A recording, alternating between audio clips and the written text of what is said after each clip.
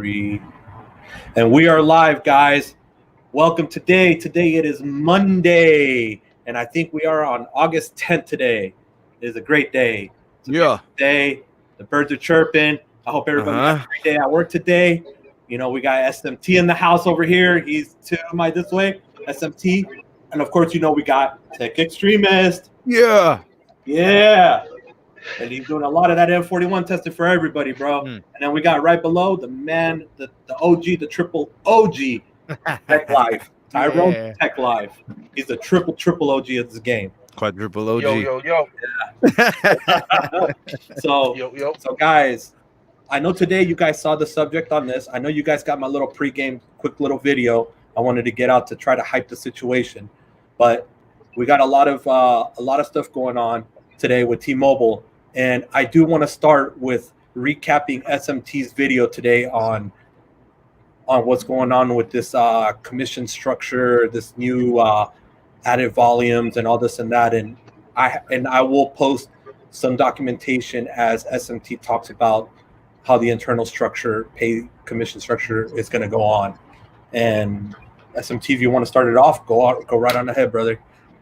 So just to recap the video, there's changes going on in pay structure. So on the retail side of things, as the company is pivoting to become more profitable, they've already done a few things, right? They've already changed charges on the consumer side. So when you go into the store and you've never been charged certain things, they've always been able to waive them, whether it's activations or in extreme cases, bag fees. A lot of these things are either new or now they're being enforced more strictly and they're not able to waive them. That's on the consumer level. Now we're starting to see modifications and changes to the retail side as it pertains to employees. So pay structure is going to change if it hasn't already, because sometimes when I get information, I speak to it from the perspective of those that have already seen it or witnessed it. I can't speak to whether it's at every corporate location or if it's an authorized dealer of T-Mobile's. So that's one thing I can't say with certainty.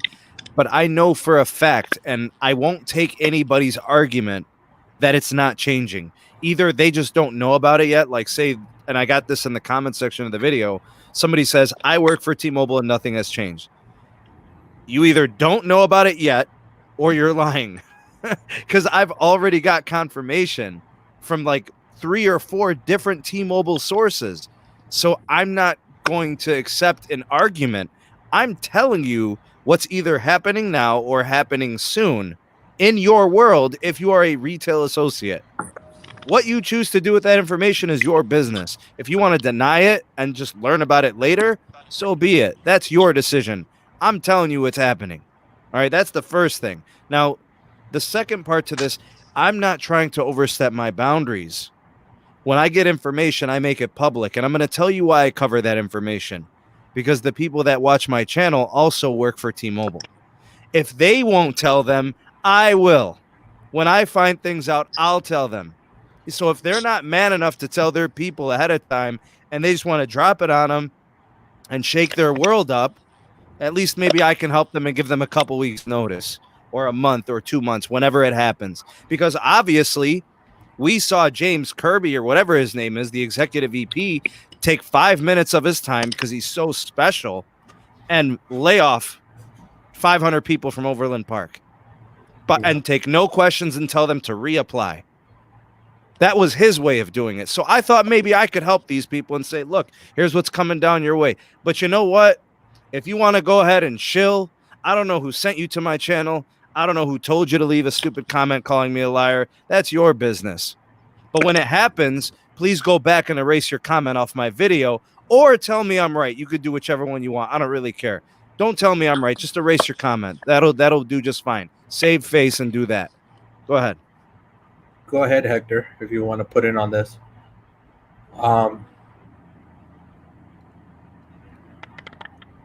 We cannot hear you. Muted. Yeah, I can't hear you, Hector. Oh, he's gonna have to fix it. Okay, Tyrone, how do you feel about this, bro? Like your input, your opinion. Yeah, I think Sneed's right. I think most of the time in the corporate world, the public usually knows before the actual employees. That's always the case. In this case, us here, we've known just a little bit before anyone else. So that's why it's kind of an issue right now. That's why emails are being sent out and all this other stuff. So, but yeah, I think the structure, the way it's going to change, is going to force people to quit. Yeah. Because they're just going to be, that's going to be their goal. Their goal is to get people to quit so they can show, hey, look, we're hiring the numbers that we promised. People are quitting, and that's the goal. That's the goal with this new commission structure, and people are going to make less money this way, and they're just going to be like, I'm going to go work at Target where I make $15 an hour, and I don't have to worry about any of this. Tyrone, is this your sound is good, Hector? Tyrone, is this tactic new, or has this been going on for decades in Neons? No, this would have to be new. I think everybody was fairly pleased with the commission structure the way it used to be. Yeah, that's a bad idea because you want to have an incentive for those stars people, those people that sell very well. Let's face it, not all of us are good at selling.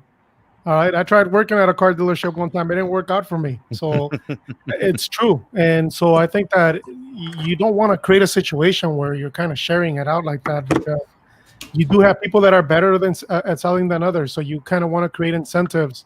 So based on that, do you have any information on what the incentives are going to be for your star performers with the new structure? Is there any kind of here? Yeah. I'm gonna share this screen real quick, and then this is gonna lay out some documentation.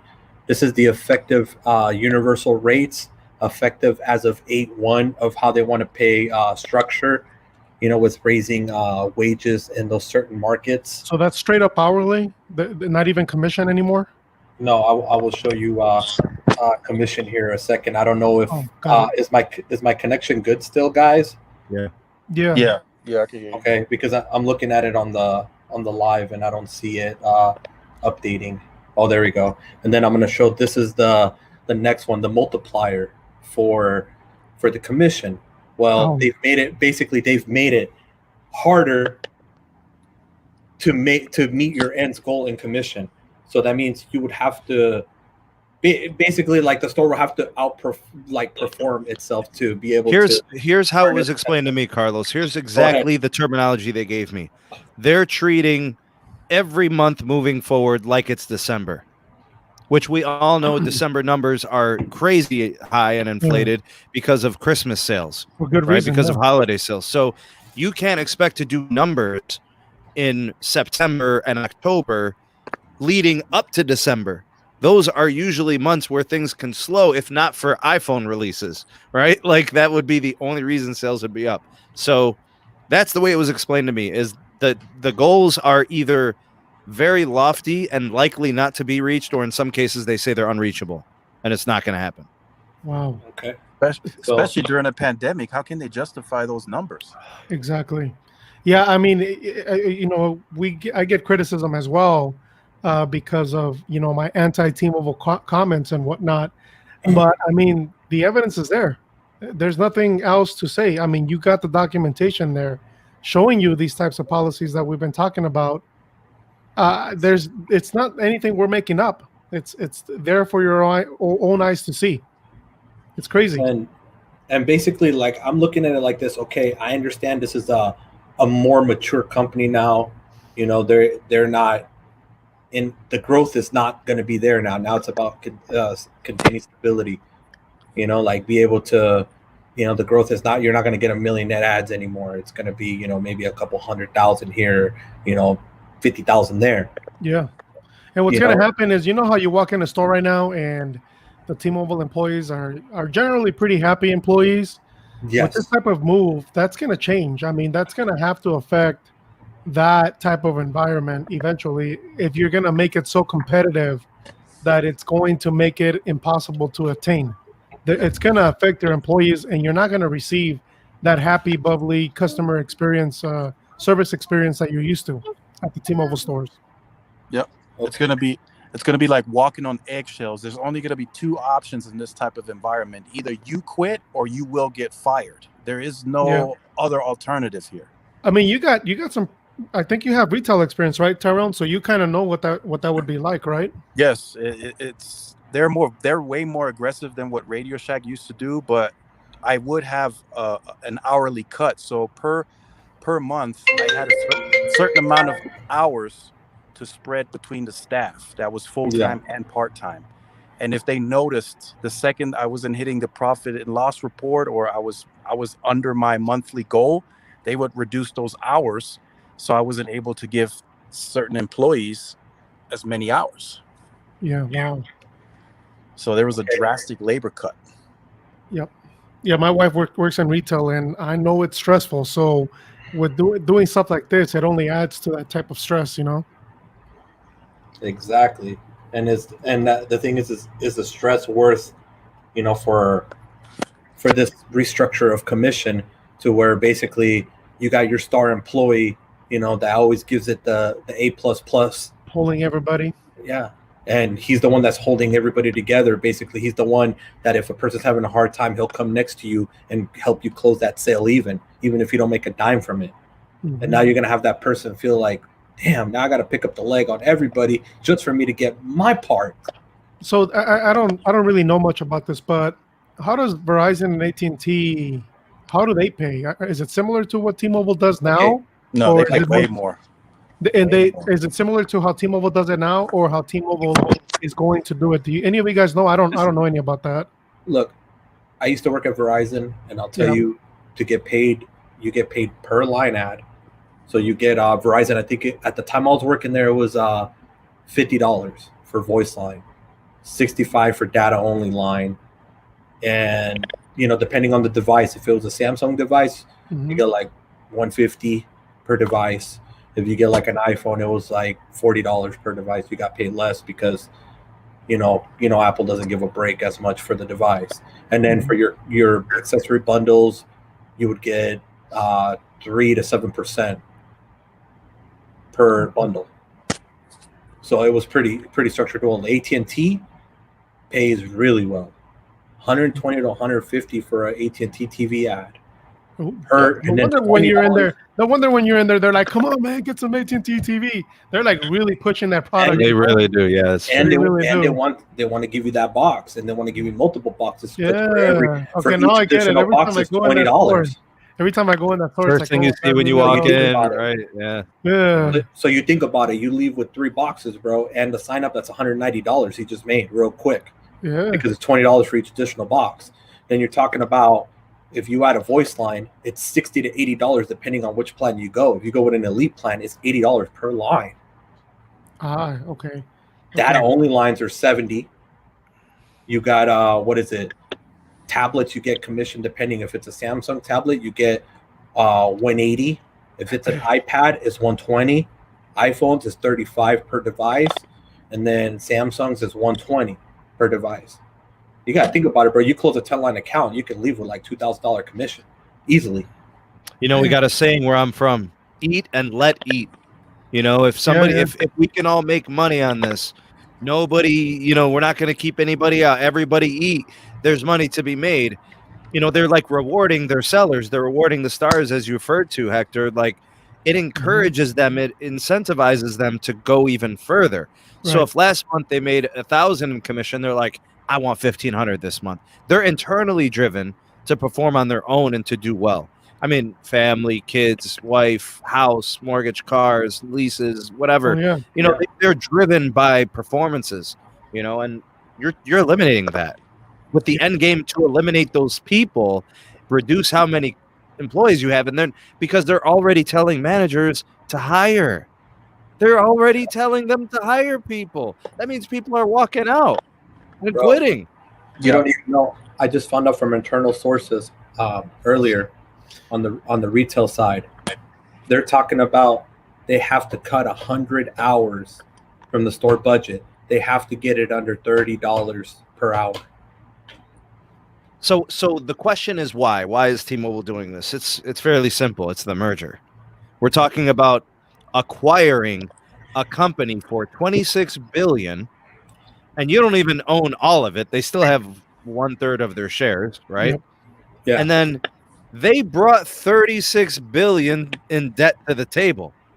So you spent 26 billion. You've got 2/3 of 36 billion in debt is yours, right? And then you have to build out a network. They're going to do this every which way. They already did the consumer side. Now they're going to start doing the employee side. The next thing you know, they're going to be consolidating departments, and they're going to be reducing positions, right? However many managers in this region and however many whatever employees at the store at once. And I mean, they already got rid of Sprint employees. There was no synergies in this essence, right? I know more by the end of the year, more. And then January 1st, we'll see where they sit. And that's when they're going to address it, right? They're going to do an earnings report in February and say, here's how we did in Q4. Here's the guidance.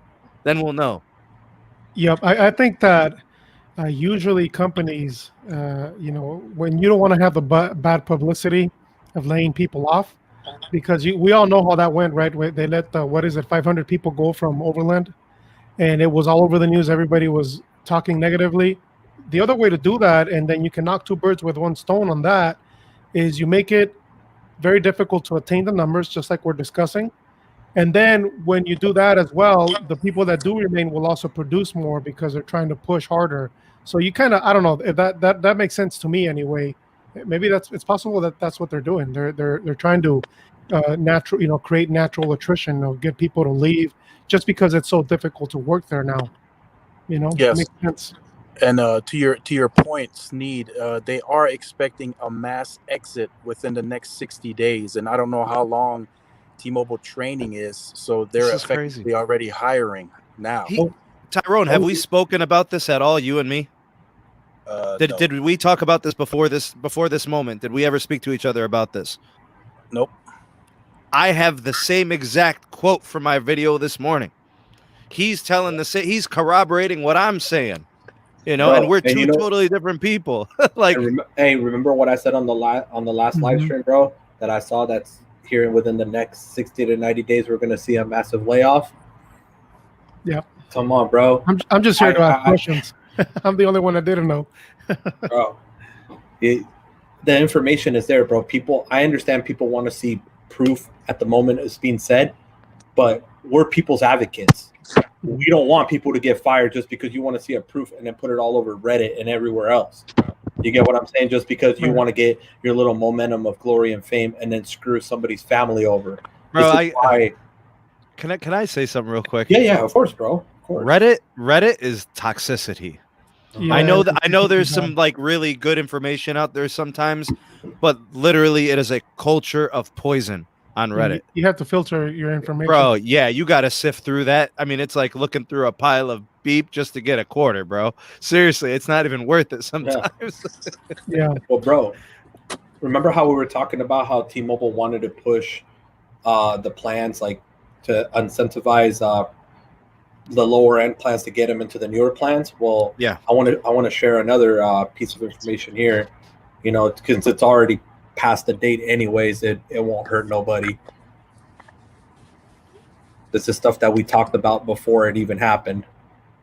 Okay, this was about the new plan, how it says here they do not want no stackable with other device and service promotions. Remember before, T-Mobile was a very open company of letting you stack promotion on top of promotion on top of promotion. So let's say if they give you a free line 2 years ago, you can get the promotion for another free line plus get a free device plus a free tablet. At the end, you can stack on top of stack and on top of stack. Well, that's been eliminated. Wow. All right, and then this is another, and then this is talking about how it's very limited to have the Sprint plans to have any sort of promotions, if any at all. And then this part right here is the big one: upsell Magenta and Magenta Plus. So if you go in there for the 4 lines for 100, they do not want you to leave with that plan. They want you to leave with Magenta Plus. Yep. Wow. That's good information there. Yeah. I know for a fact they're not paying for the migrations either. So if somebody's going from Sprint to T-Mobile, they're not getting paid for that. But why are there people going into my video comments saying that they're getting paid for it? They are not. No, Tyrone, we just had somebody, one of our buddies on the messages tell us that they were going to charge them a bunch of money to go over to T-Mobile from Sprint, right? $3,300. $3,300. Well, And there's no extra incentive for the Sprint customer to move. They can't take advantage of any of the deals. They're existing customers. Yep. They're better off leaving, going to Verizon or AT&T, and then going back to T-Mobile later. Yes, exactly. Which is a rigmarole. That's ridiculous. That's stupid. So one of the things I do want to say, don't you guys think that it's kind of it's a bad move from both Verizon and AT&T at the moment to not be offering some kind of carrier switch promotion? Because I think that right now would be the perfect opportunity for them to steal customers away. They are doing $300 BYOD per line. Right. Well, I'm talking about like the full switcher 650 promotion where they pay off your Is anybody doing that right now? Anybody? T-Mobile's doing $450. T-Mobile's doing $450. Yeah, $450 per line. So AT&T and Verizon could totally kill it by doing, a full $650. In my opinion, that's what do you guys think of that? Yeah, I agree with you, Hector. I think they need to point out the flaws that we're seeing now, and it could help them in their marketing. Yeah. But again, go ahead. they're not going to do that. You know what I mean? Yeah, and that's the problem. That's one of the concerns that people had when you consolidated the market and you went from 4 to 3. That was one of the concerns. I mean, and T-Mobile definitely knows that some of the competition is gone, and they're acting like it. Mm-hmm. Yeah, and that was really the only thing they were competing with, right? Like they were taking Sprint customers, and it wasn't that they were making Sprint's market share shrink completely. They were taking what would have been their growth. All new customers, all these adding lines and all that, they would have gone to Sprint, some of them. They were taking that. Yep. So obviously that was one of the concerns, and it's coming true, unfortunately. And I hate to admit it because I actually supported the merger because I think that Sprint was really not going anywhere. And you also saw the network potential, right? Yeah. Right. Same here, bro. Yeah, but now it's kind of like, I don't know. Maybe it wasn't such a good idea because as we're seeing from what you guys are releasing, the documents, the stuff that you're showing, it's not good. There's a lot of stuff that's going on that makes you think, okay, maybe this was, was a mistake. So now, hopefully they step up, right? Who knows if they will, but. Does this happen if John's here? No. See, I believe the same thing. I think John finds a way to retain everybody. I think John finds a way to keep things from getting too crazy too fast. Yep. You know what I mean? This was literally, they went from the uncarrier to like, we're going to do everything that AT&T and Verizon have been thinking about for the last 20 years. Yep. And we're just going to do it now. It's Dumb, Dumber, and Dumbest now. Oh, I saw that earlier, bro. Fantastic title, it's bro. True. It's true. I know. I got some dislikes for that one, by the way. But hey, you got to tell the truth. I mean, they're not doing well. Mm-hmm. Yeah, bro. And there's still that rumor out there that John walked out of that meeting and slammed the door and said, "I'm not doing this." Oh, from the board meeting? Yes. Oh, bro, it makes sense. How do you walk out the same day? You don't even finish the whole meeting. You walk out and you have your letter of resignation that night. I mean, I can already imagine it. He probably walked in there that morning and they're like, okay, we're going to institute these policies. We want to make more money. And he's like, I'm objecting to that. Well, if you don't like it, you can, okay, see ya. I don't need it. I got all the money. Bye. Yeah, I think his coffee didn't even get cold. I think he was literally there for minutes and left. There's no way, because what took him the better part of a decade to reprogram people's thoughts about wireless carriers, they threw it all out the door in one meeting. Sad. You know what I mean? Like that was he was a culture changer, you know? Yeah. He built the brand so good, bro, to the point where people were willing to wait for the quality of service to get better because they knew they would be taken care of at the end. That's the type of company that he built. Employees love going to work every day because they knew that they could meet the head Sancho, and the head Sancho will go and mess with them, bro, and have fun and make it interesting. He would even hear the customers' pain points and use that to make a better product. Even I exchanged emails with him at one point or another. I mean, it was probably his executive team, but on Twitter, I know Tyrone. We had a couple. It might have been exchanges him. with him. It might have been him actually. Yeah. I wouldn't be surprised, bro. Yeah, we had exchanges on Twitter with him, right, Tyrone, years ago. Correct. Yeah. So I mean, he engaged. He was one of those people that engaged. This new guy, doesn't seem like it. I would not doubt. I would not doubt if Mike Sievert never steps foot into a store. Like, that would not surprise me if he never went into a T-Mobile store. Yeah. John was all over the damn place. He was in stores all the time. Every T-Mobile employee I've known that has been there since John was there has told me that they've met him before. And he spoke with them and had a conversation, lighthearted. You know, he asked them what he could do for them. You know, how are things going? I mean, bro, a CEO could stay wherever the hell they want. Mm-hmm. You know, he didn't have to do that. Go ahead, Ty. Gotta cut that travel cost. So with all that being said, do you guys think that it's the opportunity is there? Kind of like I was trying to point out in my video, the opportunity is there for Dish to come in and say, "Hey, we're the new Un-carrier. We're the new cool kids on the block." You guys think that's possible? You think that Dish can do it, or do you guys have reservations about that? Well, I mean, what do we think of Charlie Ergen? The guy is the company. He's as much Dish as John. Cool. John was. It is. But I'm looking at it from a standpoint of, is there precedence of this with Dish? You know, have they ever disrupted in that way? I don't know. I mean, well, they did because we don't have a wireless. We don't have a wireless track record. We don't know. That's a good point. I know at one point DirecTV was dominant in the Dish, right, in the Dish world, and then in the satellite TV world. Then Dish came in and kind of took a little bit of their lunch.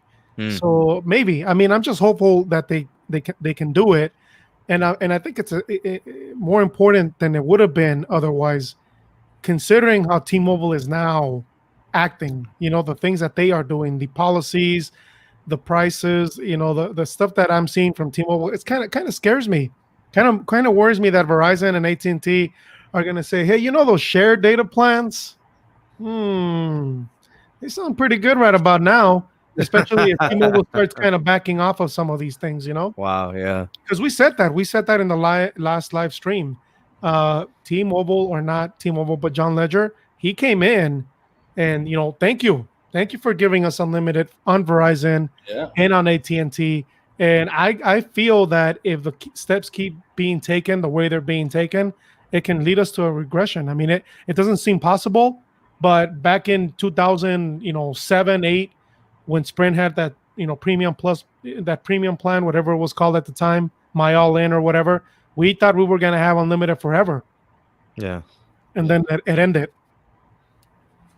Well, I mean, that was one of the things people were saying is they were saying that wireless was competitive. Based on market share, you would argue, but was the better option just to save Sprint? Was it to forgive their debts? Was it to give them a tax break? Was it on their build out for the next 5 years? Were the states that opposed the merger, should they have just banded together and each put together a $5 billion relief package for them? Right. So, I mean, that would have been the only thing that really was preventing Sprint from competing network wise was the spending and the $36 billion, which I think originally it was like $29 billion, but the debt was earning interest, so it was just higher and higher every year. And I mean that we lost the carrier with Dish is too much of a wild card. We have to say we lost the carrier. So a regression is possible. Right. Yeah. To Hector's point, I just can't see Charlie on TV saying Dumb and Dumber Dish Network is now here. I just can't Dumber and see Dumbest. He's probably looking at deals with them. In my opinion, he's weighing options with deals with Verizon and AT&T. I don't know about deals with T-Mobile because they probably should have had one already with 600 megahertz, but that's another story. Yeah, I think they generally don't like each other. Go ahead. Yeah, he has to come up with an MVNO deal with either AT&T or Verizon to cover outside of T-Mobile's coverage. I truly believe that. What is it? 5 years, right, Tyrone? The agreement. It's a 7-year agreement. Yep. But there's still lots of areas that T-Mobile doesn't cover. It's true. Yeah, exactly. Now, this is another subject I wanted to touch is the social media. Sneed and I ended up getting some internal people giving us a shout that basically they got in trouble for just even sharing the video. Like literally, they hijacked his Twitter account. They took it down. They took down his Instagram and Facebook and YouTube account, like all of them. Like they hijacked every single account. This is on 3 different employees that they did, and they shut them down. I guess they're doing this with anybody who it's perception. It's all about public perception, right? They don't want to look a certain way in the public. So whether things are true or untrue, they don't care. If it makes the company look bad, they're coming down hard on people. So look, I'm going to tell you guys out there, do not jeopardize your employment. Yep. Like we're all in the search of truth, and we always want to make sure we call a spade a spade. Do not jeopardize your employment for the sake of a tweet or whatever, or sharing something. These people are irrational because they're only acting on their own behalf. Corporate greed. So if you make them look bad, they're going to want to fire you, right? Because they're going to want to put an end to that. They're going to stop it right then and there. And who knows? They may be trying to make an example out of somebody. First person to do it, Yeah, exactly. And then I wanted to show this. Sneed, is it okay to show this one thing? You're on mute. You froze. I don't know if I want to. I don't think I want to take it there, Carlos. I mean, I don't want to get anybody in trouble, dude. I'm telling you, man, I don't want anybody losing their job, bro. Let things shake out first. Everything is scratched out. I don't know. I just want to prove to you guys I don't want to get anybody in trouble. Let's not, bro. I just read it if you want, like part of it. Okay. Is that okay? Okay. Yeah, I can do that. Let me grab my phone here and I will read it. See, guys, like we have stuff. Just read it. Just read part of it, Carlos. Just read part of it. The most important part. Okay. What else says here? This means giving me a hard time. My daughter is yelling at me from across. That the other day too.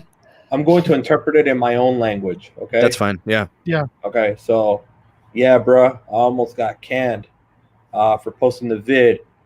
I guess the DM told me about about the policies of the media, and I was forced to take down my account and any social media associated with this, or I would get canned. I am upset as F to be posting inside the news. So let everybody know that the CEOs literally told them to take action. Man. That's just in layman's terms, because I didn't want to put it the right way in case it's. Yeah, man. I've gotten 5 emails like that since April. 5 from T-Mobile employees. And 5. I just ended up looking earlier, and they already posted on their chat about new policies, and they will be emailed to every employee period tomorrow morning.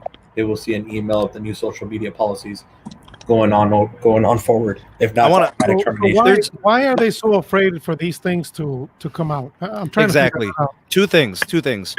T-Mobile executives are sensitive and they're insecure. And I'm going to tell you why. They're still hanging on to the Un-carrier branding. They are not that. He's gone. He left in April. Give it up. It's over. It was a great run. John was amazing. You are now the cardigan. You're the little gray sweater vest company now. Don't pretend. Yeah, bro. Come on, bro. Call a spade a spade. It's the little sweater vest, bro. Please don't try wearing the shoes, bro. It don't work for you. He tried to come in and crack a joke on Walt, from Light Shed Reading. Yep. He don't know him like that, bro. Yeah. That's what John did. That's between John and Walt. He came in with that BS nonsense, bro. I hope one day Walt gets to talk to him and tell him something. You know what I'm like? That would be nice, bro. I'd hope he gets that chance. Bro, he's lame. He's lame sauce. He's corny. Bro, just do you. You're Eugene. You're Screech from Saved by the Bell, bro. You're like the pocket protector. You're just embrace it. You're Eugene. You know, do it. Be the smart guy. Be the smart guy. Be the numbers guy. Be all of those things. Don't put on the smoke and mirrors, bro. Don't do that. Those are all diversions and tricks and distractions. That's disingenuous. Do you? You're not. There's no uncarrier, bro. Get out of here with that. See, a good example of what you're saying is when Steve Jobs. That right there, Hector. There you go, bro. When Steve Jobs passed away, rock your receiver. You didn't see what's his name? Tim, the new guy from Apple. Not Tim new. Cook. Tim Cook. Sorry. Yeah, you didn't see him trying to be like Steve Jobs. He was him, and it's worked so far. He wasn't trying to be, because nobody can be Steve Jobs. Nobody can be John Ledger. That's just the way it is. You're not cool, dude. I'm not cool like that. I know it. Listen, these guys that we're naming, they're transcendent. They're like once in a while, right? Every 10, 20, 30 years, a phoenix rises from the ashes, and this is who it is. It's like they're out of nowhere, right? They're brilliant, or they're unique for their time, you know? Elon Musk, John Ledger. Yeah. Steve Jobs, people like that. Those are rare. They're rare breeds. Yeah. Guys like Sievert, they're there to maintain the company. They're not there to be out front of it, So I would actually respect it more if he said, "Hey, you know what? I'm gonna put on the gray suit, guys, and I'm just gonna be who I am from now on, and that's just it. I'm gonna run a good company. I'm gonna do things that you don't like, but at least I'm gonna be who I am. I'm not gonna try to be John Ledger. I'm not." Who's doing it though? Is the board telling him to hold on to the sun carrier thing, or is it his idea? Like, I'm gonna continue this. What do you think? Well, they're trying to maintain that momentum, because I talked about that in one of my videos. Momentum is a hard thing to create. It's very easy to lose it, and then when you try to restart it, it's going to be very difficult to try to do it again.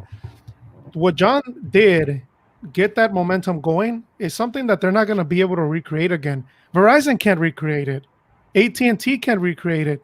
Look at all the stuff that AT&T is doing with the video that techlifechannel made today, and you still see the reaction is not positive like it was with John Ledger, because John Ledger would have been up there on top of a trash can dancing and telling you, "Hey, look at this plan. Woo, look what I got for you." And I'm sorry, but nobody else is as good at doing that. They can't do that. And that's just all there is to it. So they're not going to be able to maintain this momentum without a John Ledger, and they're going to have to recognize that. And unfortunately, that's just the way it is, bro.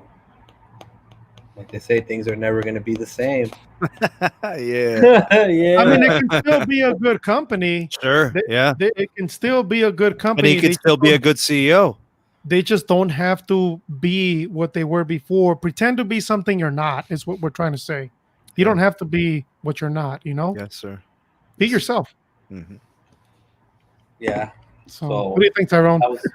What do you think, Tyrone, on this one, bro? Like, it's kind of silent over there. I'm looking at him. Where are you at? Oh. Yeah, I'm at Subway. Give me a second. Oh, man. They ain't doing them $5 footlongs no more, bro. You're going to have to splurge. Bro. Get the extra chicken. Oh, I know, right? Technoid, yeah, come in, bro. I put the link in there. Come right on in, bro. You're always welcome, bro. The link is there. $5 Subways. What the hell? It's been a while. I know. It's been a while. Oh, and just for Dish, kind of wanted to hit on this with you guys a little bit. What do you guys think if they included Sling TV on there? Yeah, give them a nice little skinny bundle on top of the wireless. Maybe like a family plan. You have 4 lines or something. You get that included, or whatever, 2 lines. Kind of like how they do Netflix, right? What would you prefer? Would you prefer to have Netflix or Sling TV? Oh, Sling all day. Yeah, absolutely. Sling all day. I think that they should include it, man. I think it would be the perfect move if they can find a way to match the prices for T-Mobile and include Sling TV. I know that would be difficult, but man, that would be very good for marketing. It doesn't. What if they let you pick 5 channels? Yeah, you pick your 5. The top. Yep. You Give know, you a that list would of be channels great. you can pick. Yeah. Or I'd rather have Sling than Netflix. I'd rather have Sling than Hulu. I'd rather have well, HBO Max is pretty nice, dude. It You know, is. so Yeah, I don't know, it is. man. But Sling it's would not be as right good as up there. Netflix, though. Yeah, You think right. HBO Max is as good as Netflix? I don't know. It I don't- has the older shows though. Like if you're a throwback, No. the newer titles is kind of like what everybody's looking at with Netflix, right? You know, newer title shows and Right. in studio stuff. Stuff So that I don't know about. Yeah. right. I'm the same way. I don't know this stuff. I'm just like, what show But it is turns that? out to be pretty good sometimes. Yeah. Yeah. Yo, yo, yo, yo, yo, yo, yo. What up, Tech Mike? How are you today? Hey, yo, what's going on, everybody? How you guys doing today? Hey, what up, Mike? What's going on? Hey, how you guys doing? Sorry, I can't show my face because it's terrible reception, so it's only audio for me. Yeah. T-Mobile. I got- Not like it is. You got No, T-Mobile. it's like right. it is. it's actually Spectrum. Spectrum Wi-Fi sucks. Yeah, I'm using yeah. T-Mobile. Yeah, I will say. You're lying, I'm- Tech Life. You're lying. Let me just say this, yo, Techxtremist, it's nice to meet you, man. And I gotta say, shout out to AKG headphones, man. You know where it's at. That's what I'm talking about. AKG's a real headphone brand. That's what I'm talking about. Let's go. Let's go. You had to bring Technoid, didn't you, Carlos? You had to do it. Yeah, bro. Of course, bro. He's the man. He is the man. Nah, Oh, man. but I was listening to you guys talk. I've been hearing you guys talk about What's T-Mobile up, and stuff. And, you know, GG? I gotta say, I completely 100% agree with you guys. The truth, I don't know where my 2 cents come in, but I just want to kind of shout out that you guys saying do T-Mobile, the title of your video, and I could safely say, in my opinion, absolutely. And I think I have a couple of evidence that I've noticed in terms of when you guys you talk about T-Mobile and anything informing the public of the truth, and it seems like they try to censor you from what I see. So let me explain. So for starters, anytime somebody posts anything about T-Mobile's reception or service on their main page, usually what happens is when somebody posts something negative, somebody always comments something. Now that's typical every day. But when I start digging a little deeper, if you guys take the time to actually check out their Twitter page, you will notice that the people responding are heavy T-Mobile users. Now, I'm not saying consumers, because if it was consumers, they would be more understanding. But these people that are talking, they aren't regular consumers. They seem too advanced for consumer-based knowledge. And let me give you an example. So somebody, I forgot the name of the user, but I know the post. I will send you guys the link. He commented saying, dude, my N41 band or anything in terms of band, it's terrible. He said his reception stinks, and he says that you guys aren't spending the money wisely. All of a sudden, somebody hops in, responds, and it was automatic. Because you look at the timing of the comment, it was automatic. It was as if, we're ready on command at that point. And they just started spilling out things that only you, Los, Techxtreme would know, in terms of cellular connectivity and all that kind of stuff. And I kind of find it weird that the timing was just so quick. You know what I'm saying? Exactly. Yeah, they send the goons, bro. They send goons my way. They harass me. One person called me soulless, a soulless empty troll, because I posted a video of T-Mobile getting 1 megabit per second downlink and 0.01 on the uplink. So they called me a soulless empty troll. So do you guys think that they actually have some kind of group, a department that actually pays attention Yeah. to social media and responds? Or are you talking about their I don't- following is so strong that they respond that way?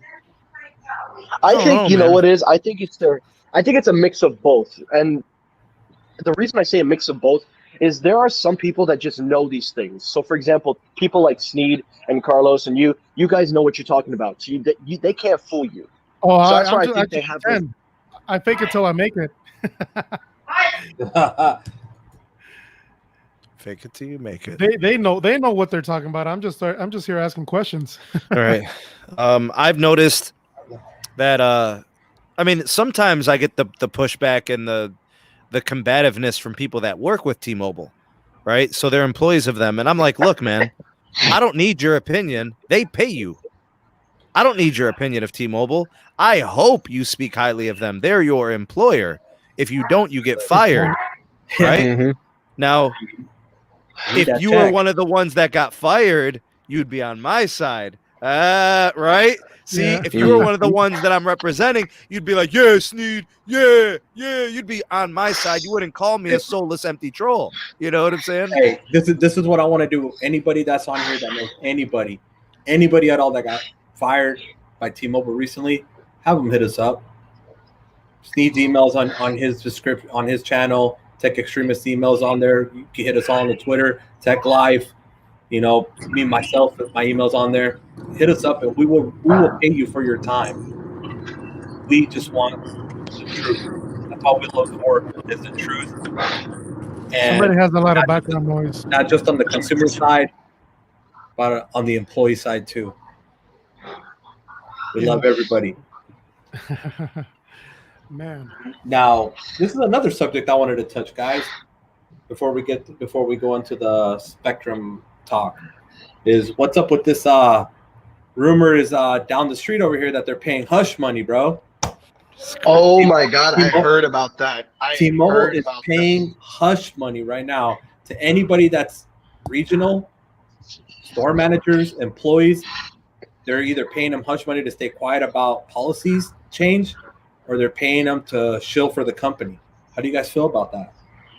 That's a disgrace. You know, that's a terrible use of power. And you know something, I feel bad for the employees. I don't necessarily feel bad that they're getting money, but I feel bad that they have to publicly lie and that they know they're lying. But if they were smart, you know, they would say, hey, what am I doing this for? But you know what, times, you know, desperate times and money wise, you know, they got to do what they got to do. But I feel terrible because, you know, they know it's not true, but yet they have to feed it to these people. And I told you guys, I know a couple of managers that work in the T-Mobile store where I live in Staten Island. So I'm going to contact them when I get back, which will be Friday. So hopefully I can ask them about this story because they've been very open. And those are the guys that know you, Sam. They recommended me to you. I came out clean. I told them, I said, yeah, I'm friends with him. And they just wanted to say thank you. They actually, this was their message for you. They said, you know, we need more people like you on the internet. We need people that are open and honest and actually know what they're talking about. Man. Wow. So I'm going to contact them on Friday, and I'll find out about the whole hush money thing, see if they're getting anything on their end. But I feel that's a disgrace. That's a misuse of power. And honestly, I feel terrible for the employees, but they got to do what they got to do, and I feel terrible for them. So T-Mobile is paying their own employees to not say anything on social media, is what you're saying? They're basically paying them. Basically, it's hush money to not either leak out information, you know, like let's say when commission structure changes or whatever internally, or to show for the company, like make videos like everything's hush and dandy and happy, you know, to make it seem like this is the best place to be at no matter what, to make it look not just for the company but for shareholders. Damn, I wish my company did that. I know, right? I know, right, bro? I'd rock a shirt for the bakery every day. If they're paying me to wear the shirt, you know. Yeah, you're gonna pay me not to say anything? Done. Done. I'll even pull out the pom poms. We got it. Hey, man, I didn't know they were doing that. That's kind of crazy as well. It is. Well, that came last minute before we started the live. It actually came from Tyrone, from one of his sources. Yeah, that's not something that you would see under John Ledger because they didn't have to lie. They actually didn't tell anybody anything until it was announced, right? Yeah. So that's a cultural thing. If you have nothing to hide, if nothing exists, then there's nothing to uncover, right? Or, and this is actually what I've learned always pays off. Comedians do this all the time. They make fun of themselves before you can roast them because it takes the bite out. So if T-Mobile did it themselves, there would be less bite and there would be less pushback. You know what I'm saying? So like, and it's one of those things like even little kids, when they're honest to their parents, like the punishment's a little less, you know? And when they lie and cover it up and then it gets exposed and revealed, parents are pissed, right? It's the same principle. But these are concealers. Their approach is hide, drop a bomb, you know, hide, sweep it under the rug, you know, they'll find out later, you know, we're going to keep it from them. Bro, there's so many people at T-Mobile that are in the dark on so many things. For them to tell me I come to your channel to learn about my company. That is sad.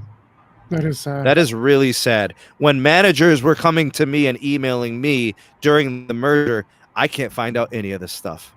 Everything I learned about the merger is from definitely not you. like that, and that definitely wasn't like that with John, right? It wasn't like that at all. Look at this. This. I want to highlight this up, guys, real quick. Let's see here. He went to a T-Mobile store today and paid a $20 assist fee to put a SIM card on a BYOD tablet. What? How do you feel about that? Wow. So basically, all they're doing is this, bro.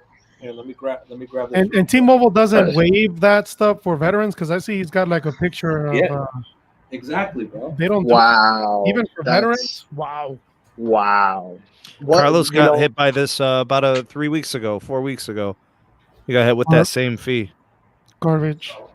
So it's hard to take this little SIM tool over here. I got it here somewhere. Oh, the pin pusher. Yeah. So it's this hard to take this little tool right here and do this and push to eject. That's $20. You serious? Yeah, that's not good. Surprise. Because even like I said on the last live stream, you can go in a Verizon store, AT&T store, and ask for a SIM card, and they just give them away like candy. Yeah, like even the Verizon store at Woodrow's, Sam, I was telling you, the one that clearly the guy wasn't trained. They literally help you, assist you step by step, and don't charge you a dime. I think the problem is this: they're hanging on to the Uncarrier moniker, and it's not there anymore. Yeah. Right. Carlos, I need your honest answer. You got to tell me the truth. You're on the spotlight right now. Oh man! If Mike Sievert made a statement Friday, a YouTube video and a statement. Okay. I'm sorry to say this. We know that you guys love the Uncarrier. We know what it represented to you. We are unable to do this anymore. It's financially unfeasible to do it in 2020. We can't build a network and offer the customer satisfaction you require without eliminating some of these Uncarrier things. We just want to let you know we are no longer able to do that. We are no longer the Uncarrier. What would be your response to that? Honestly, bro, I wouldn't be mad. I actually would respect it 100%. Me too, bro. I would respect them 100% because you know what? It took a lot of guts to come out and spill the truth, bro, and be honest about it. You know, honestly, I agree. For me personally, that would be the step in the right direction to building good relations with some of their customers. But the problem is that the reason why they won't do that, and they will not do that, is because it's a sign of defeat. That's basically going to make them look weak. And also, tons of users, their so-called fan base, is just going to keep on following up their ass. Excuse my language. Well, you can get away with that on YouTube now. But they're going to keep following them. And then when they say this, then they're going to turn on T-Mobile. And then they're going to be like, oh, well, we're going to switch and stuff. So even if they did this, it would be a win for guys like you, a win for people that actually know a lot about this stuff. But it's a lose-lose for T-Mobile. It shows defeat, and it shows a loss in consumers. So honestly, even though it would be a step in the right direction, it wouldn't be a win for them in the long run. Mm-hmm. Bro, look at this, bro. Another one, $20. So not even, well, he put didn't after, but to not even open the box, they charge him $20. Man, can we talk about the restock fees? Yeah, bro. Oh my god. Yeah, that's insane. Bro, for a $599 device, the A71, I got hit with $70 restock fee. Yeah, and what is it for the S20 Ultra again? You said $100? $99. Might as well say $100. Man, wow. You better be ready. You better really want that phone. Don't have buyer's remorse. Yeah. And how much does Verizon charge? Just because they're the most expensive one. It depends. Some stores are 35. Some stores are 45. Online it says 50. And usually when I've had to return a device, not that I've done it often, but when I have with Verizon, T-Mobile's okay at doing this as well. But I call and I say, this is why I returned it. And they usually credit me back. If you take the time to call, you can get a lot of things done with Verizon. Yeah, it actually, I've done that before, and I've got a credit back for the restock fee too, the $45. Yeah, but yeah, it's very interesting. Now, what do you guys feel about this new CBRS news? I guess the FCC made it public, saying that there's 100 megahertz additional available for CBRS.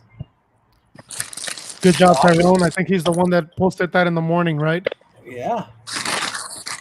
And now basically that's making it, bro. That's huge news, because now that gives, I mean, the Spectrum whole auction right now is what, Sneed, at like $3-4 billion so far. It is, yeah. And it was only anticipated to make only 1 point something was the estimated. Yeah, and it's already it's far exceeded. Further. Because these are county-based licenses, they're addressing big areas like huge demand in LA, huge demand in New York. Houston was identified as well.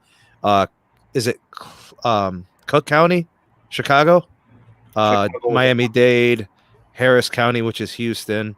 You know, a lot of these bigger cities generated a lot of bidding. LA is still generating buzz, bro. Like, the bids are still high for LA. Yeah, very high. I don't know what they did here in North Carolina, but I gotta say, I'll be honest. I'm not gonna lie to you guys. You know, a few years ago, and when we first bought this house, there was no signal. It was dead. 0 bars, nothing. You couldn't even reach reception until you had to go 15 miles into Greensboro. Now, today, I look at it, I'm at 5 bars. Oh yeah, Tim says T-Mobile is great in North Carolina. Yeah. So I will admit, they are definitely making some improvements. And also, sorry about the noises in the background, guys. They're just fixing the fire alarm. But yeah, I do appreciate when there are some good things that come out of this, because even though there's a lot of negative and a lot of buzz, I appreciate when they do actually make a difference and you can notice it. And I will say, I did a speed test here, and honestly, guys, it is so much better here in North Carolina than in New York. Sam, you saw the speed test in my house on Staten Island on a Friday night. It was barely usable. Out here, I'm getting 50, 60 megabits download and 35 upload. I could work with that. That's so much better than the Wi-Fi. Yeah. Well, you got an area where nobody actually uses the network much, bro. You're lucky that brand is even recognized out there as much. You know, so of course it's going to be decent. It better be decent. Oh yeah, absolutely. And you know, I'm not the one guy that always goes, "Oh, it's the best in the world," but I will say, you know, they definitely made a big improvement in this area, especially if I was to show you guys, like if I could show you, but unfortunately, you know, I can't. But if I could, I would show you the area we live in. It's all rural. It's like a bunch of trees, a bunch of grass, and we live near the golf course. Which carrier again? I'm sorry. T-Mobile. Oh. So they kind of really did. Aren't they about to lose U.S. Cellular or something like that? Yeah. I don't know. I'll be honest. I wasn't paying too much attention on that aspect. Well, pay attention on your roaming on the way back and see how. Yeah, because in Pennsylvania, remember when I told you guys it's swap? Like T-Mobile just went down and then it roamed right to AT&T. Yeah. Well, interesting. What do you guys think? Who do you guys think is going to end up picking up some more CBRS? Verizon. Verizon. They're the ones. It's simple. They have the most money to spend, because we keep talking about the capital expenditures of AT&T, but you have to remember they have their capex is divided amongst several large businesses. I mean, we're talking about, you know, their TV, your TV, AT&T TV, Direct TV, all this good stuff. Verizon doesn't have businesses that are that big. So when you look at their capital expenditures, it's mostly wireless. It's FiOS, really. That's just it. Wireless and FiOS. Everything else is very small. Every other thing that they have is very tiny by comparison. So I think that Verizon, and plus, to be quite honest with you, even if they win on the other auctions, they still need more. They still need more because they're still the largest carrier. So I think that Verizon's going to come in guns blazing. That's my opinion on it. I 100%, and I'll add on to that. You know, you look at AT&T, DirecTV. You know, a lot of people expect AT&T to kind of be the big guns because, you know, they're making moves with Warner, you know, that company, and you think that's going to be their money financial supply. But on the flip side, you look at Verizon, on the other hand, they've got money to spend for so much. And I'll tell you right now, a majority of that spectrum, probably the most impact that I predict will probably be these 3 states. It's probably going to be New York, California, Probably most likely the next hotspot, Florida, because Florida. those are the major popular areas. Those where most people are. So you can hit those 3 states with all those added spectrums. I'm telling you right now, Verizon will definitely be making a big dent, especially in New Jersey. They have the Verizon Center, the MetLife Stadium. They partner with Verizon, so they're pushing millimeter wave in the stadium. So I think they've got the money because they're not wasting it. They're putting it to good use, and the returns have been pretty good for them, especially with services. So I think that we know now, AT&T is going to head and, they're going to have multiple businesses. I think Verizon has kind of waved the white flag with all the other businesses, and they've kind of come out and said, yep, wireless is our bread and butter. This is what we're going to do. So, yeah, I think that's the reason why you are going to see spending on the wireless side, because I think the only other way for them to make money is to provide internet through their wireless. And those types of spectrum, the CBRS and C-band on top of the millimeter wave is the only way to really do that. So I think they're going to keep pushing. You're going to keep seeing them spend money on spectrum. Oh, absolutely. And with their mobile internet that they advertise, their 4G LTE home internet, using cellular, they're definitely going to want to spend to add for rural areas. too. For rural. So yeah, I'm telling y'all right now, I'm going to make a prediction. I'm going to say about maybe 6 months, the end of the year into 2021, Verizon's probably in their final Q earnings, they're probably going to announce major growth in all of the areas of the hotspots in terms of cellular connectivity, consumers switching, and most of all, I don't know why I have this feeling, but they have a senior citizen discount plan that I don't know if anybody knows about, but it's only available in Florida. Yeah. I've been hearing from people in West Palm Beach, people that work in the area, they said that they're actually starting to expand outside because they've been using Florida as a beta, and more people are signing up. So I would expect expanding what? Excuse me, if you don't mind me asking, Technoid. Expanding into other markets outside of Florida. They only offer the senior citizen discount. Oh, in Florida. So if you're a Florida resident, which is kind of stupid, that's my fault. brother. Okay, but wait, hold on. I'm not even done yet. Hold on. That wireless, and thanks to Carlos showing me how significant that plan is, it undercuts T-Mobile senior plan by $40. I think by $20. Now $20 is not much, but you get the same priority as you would get with their top-notch plan. So you don't get deprioritized until after 50 gigabytes. You get unlimited talk, text, and web. You get calls in Mexico and Canada, all the good stuff, blah, blah, blah, blah, blah. But the point is, if for seniors anyway, I think that's going to be their next demographic, trying to get the seniors, because T-Mobile did it. So the fact that they are going out of beta, when I say beta meaning testing in Florida and going to expand, I would expect them to make some kind of big announcement by the end of the year into 2021. And seniors, when you get them, they don't tend to switch very often. They stay. So it makes sense. And that's part of what I mentioned in my video earlier, how in the United States it's kind of backwards. If you go to Mexico, that's not the way it is, where prepaid is actually more, it's cheaper than the postpaid. Doesn't it make sense where it should be the other way around? When you go rent an apartment, if you go and do month to month, you get charged more. If you go get a lease, they charge you less. So that's one of the things that I think that it can be fixed in the United States. And by doing plans like the senior citizen plan, making it cheap, you get those customers that are reliable, and they stay. They don't move. They don't bounce around like we do. Mm-hmm. So it makes perfect sense. Exactly, they're long-term customers that are there for the commitment. Mm-hmm. Now, awesome. Yeah. Well, I mean, there's a comment right here that there's Tyrone. What the heck? We got two Tyrones. So he bounced out of one and then got another one. There. Two for the price of one. You can't go wrong. Okay, so we had this one. So Austin Murphy said Verizon's going to have to spend several times the amount of T-Mobile for CBRS and C deployment because the propagation of 2.5 is much better. They'll recoup the money by owning the backhaul. What do you guys think about that? That's actually wrong. The propagation difference is minimal and negligible at best. And actually, there's more interference problems with 2.5 than the CBRS and the C-band. And actually, C-band is probably the C-band is probably the cleanest and least likely to have any form of interference because of the guard band that it also has. T-Mobile's going to have issues when they deploy N41. They'll have to work through them. They can do that, but there will be problems. And also, Verizon's network is already built for it. Their density is crazy. So every mile there's a damn tower. I agree. And they have such a great priority. Yeah, Verizon is better suited now for 2.5 than T-Mobile. Oh, exactly. Imagine if Verizon would have got that 2.5. Yeah. The only one I wouldn't say that about would be AT&T. They don't exactly have the best density, but yeah, Verizon. That's how they've been able. How do you think they've been able to keep up all this time? They don't have the spectrum, density. Exactly.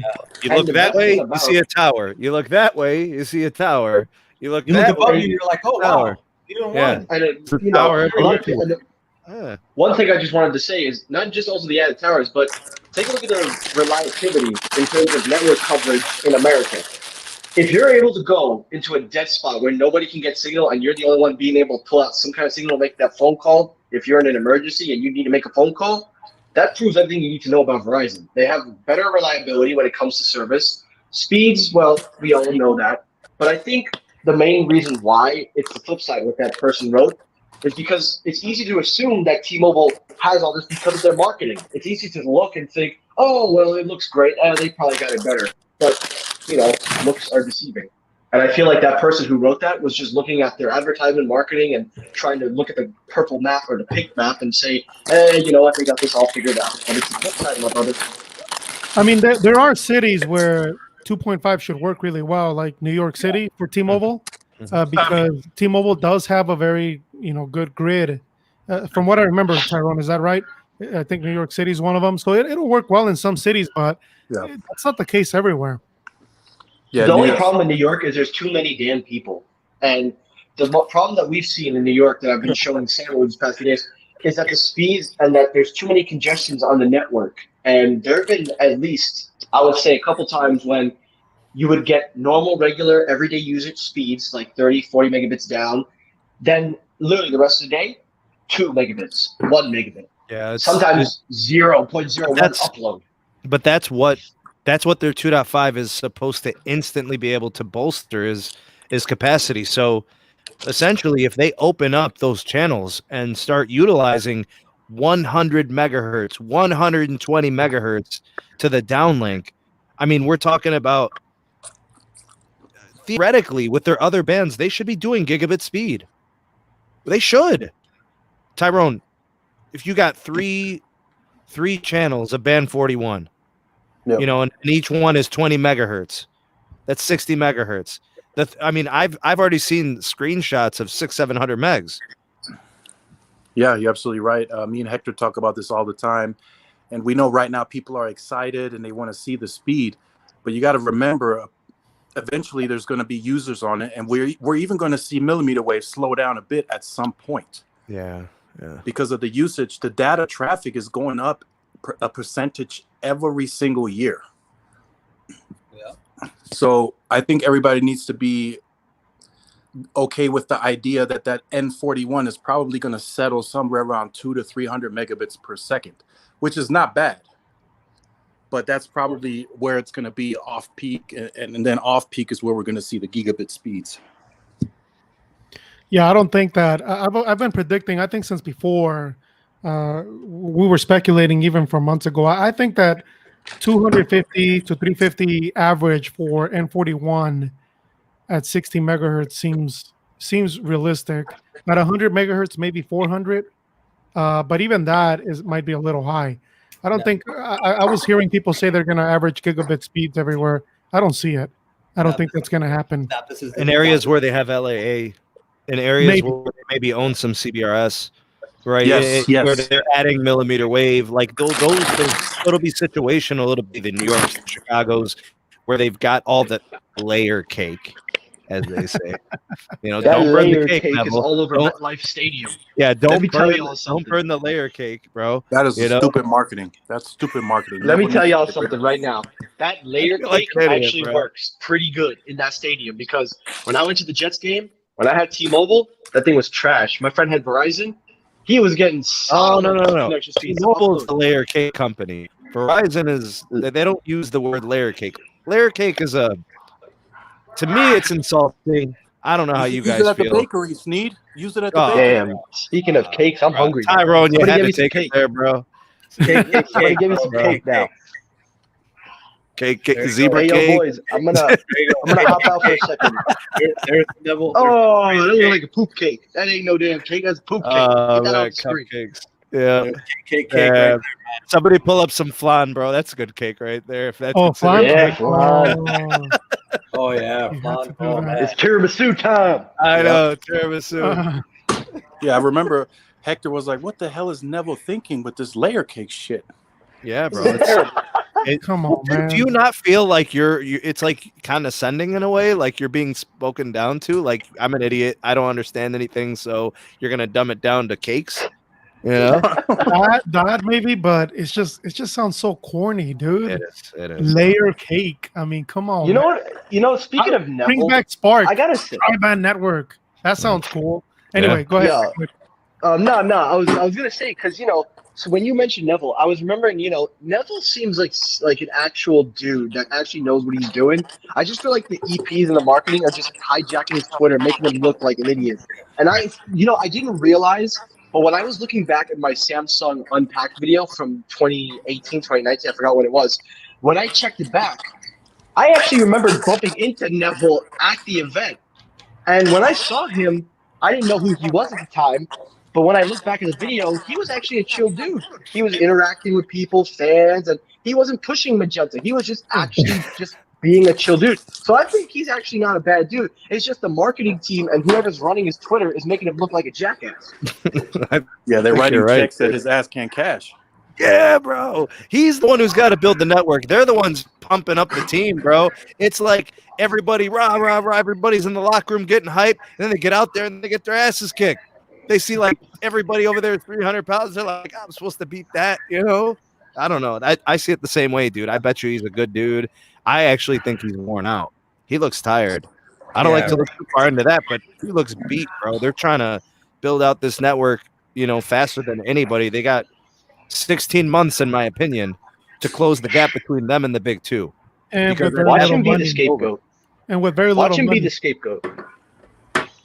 If they make him the scapegoat, and if they put all the blame on him, that's such a sin. Could you guys see Eugene pushing him out in front of the bus in 2 years? Oh, God damn. Yeah. Could you guys see Eugene just like, sorry, Neville, you're taking this one? Yeah, you're taking the heat. No, I honestly see that, bro. And then I see honestly Freyer going. He'd be next. Seaver will be the last. Because they'd go to retail. First, they'd go to the network and blame the network. Then it would be retail. Yep. Right? Yeah, that's exactly what'll happen. Yep. All right, y'all. It's been good, but I'm gonna have to get on going. Really appreciate y'all. Hold on. Same here. Speaking when you start talking about cakes, I just found out I have a birthday cake downstairs waiting with my name on it. Happy birthday, I'm bro. gonna go get me a slice of that. Oh, it's your birthday? It's your birthday? Nah, it's my uncle's birthday, but that cake's got my name on it because the whole damn thing's mine. Nobody's getting a piece. All righty. Thank you guys for letting me come in. And it was nice to meet all of you, especially Techxtreme and Nice to Techlife. meet you. Nice to meet you guys. Yeah. Thank you as always, too. Carlos and Sam. I keep in buddy. touch, brother. See All you. right, care, gentlemen. everyone. Y'all have a good one as well. Yeah. See you. Take care, Hector. Yeah, Take care. I want to bring up one more point. Now that for a fact the morale is going to be down for the first time at T-Mobile, probably since like 2010, and there's massive uncertainty on a nationwide scale on retail now. What does that do now for T-Mobile? Q3, Q4, Q1? Q3, Q4. I mean, they weren't able to even give us guidance, Tyrone. Nope. They dodged that like it was the plague. So that being said, I don't know. I don't think they really know. I think for them, they've tossed around this $15 billion mark, but I think they're going to be using Q3 as a benchmark for how much they could do with the network in Q4, and then they'll go into Q1 of 2021 what they're going to do. I really don't think they're so confident. Mike Sievert left that earnings report pretty quick, and he did dodge a couple of things about Sprint migrations. Well, if you're not ready to tackle migration questions, I mean, what are we talking in financials then? Yep. Exactly. You're absolutely right. I agree with that. Another thing they didn't talk about, usually when something goes good for T-Mobile, they let you know about it. On this earnings call, they did not talk about home connects. They did not talk about first responders. They talked about none of that. Yeah, it's all true. They didn't mention any of those things. Nothing. They focused on synergies. They focused on successfully unifying the brands. They focused on Scam Shield, which is already a month old and did nothing for nobody. It was a rebrand. It was a rebrand of a product they had already offered on an obligation from the FCC. So it was not even something they had an option to do. No. Right. So Yeah. to me, it was clearly just an event to try to instill confidence in those that invest into companies to continue to see. And that was their battle cry. Continue to invest. You know, we're building out this network. And actually, to me, it was pretty clear they need money. Right. So. Yeah, they do. They need to spend more money. Exactly. And if we're gonna admit that T-Mobile's been behind, what would be the reason? Why are they behind in their network build?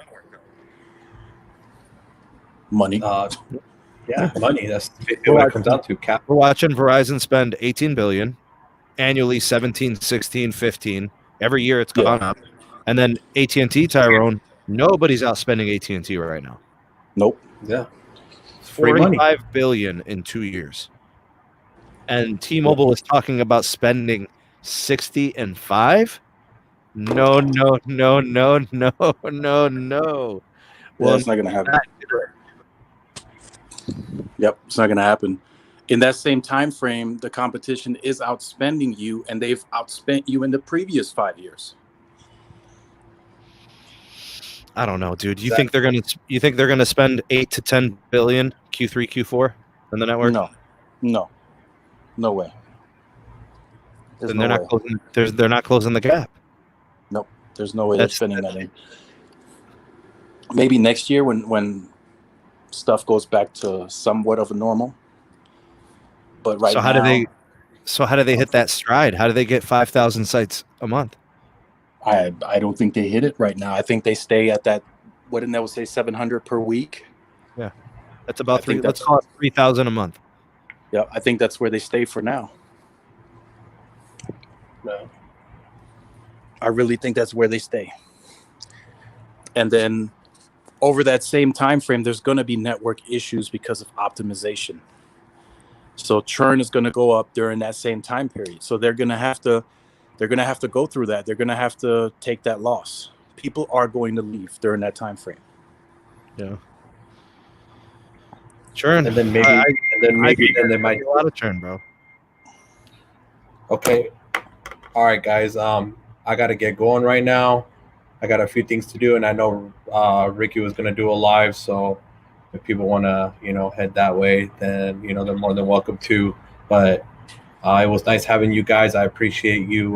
Techxtremist was in here earlier, and so was Technoid. I appreciate them. I appreciate you, Tyrone. I appreciate you, Sneed. You guys are awesome. It was a good topics to talk about. Yeah, let's catch this on the next one. Absolutely. Thanks for having me, Carlos. Appreciate you, Tyrone. Thank you. I appreciate everybody on here. Fellas. All right. If you guys want to follow us on Twitter, we're always live on Twitter. We have the Periscope lives that we do, from time to time. Just come check us out. Links will be on the description down below. I know everybody's channel got linked on the chat, on the live chat. Please subscribe to everybody's channels that got linked on there. We would appreciate that. And have a great afternoon, everybody, or great evening in the East Coast. And we'll catch you guys in the next one. Nope. Peace.